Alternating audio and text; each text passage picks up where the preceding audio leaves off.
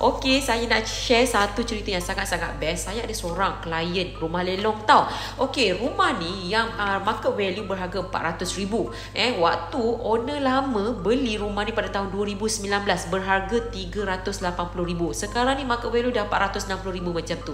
Dan sekarang ni kena lelong. Lelong pula harga murah gila 45% ke 50% way below market value. Harga dia RM200,000. Rumah ni service apartment, sangat-sangat berbaloi, square feet besar 1,200. Ui, berbaloi-baloi. Prime area dekat Kajang, tepi highway, memang best lah.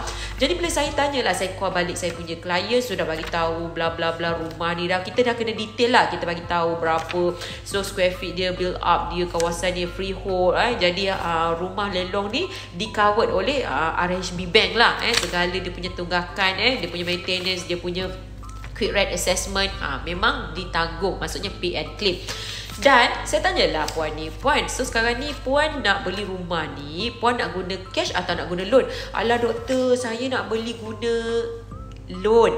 Saya cakap, okey, nak guna loan. Lepas tu dia cakap macam ni, doktor, sebenarnya saya adalah cancer survivor.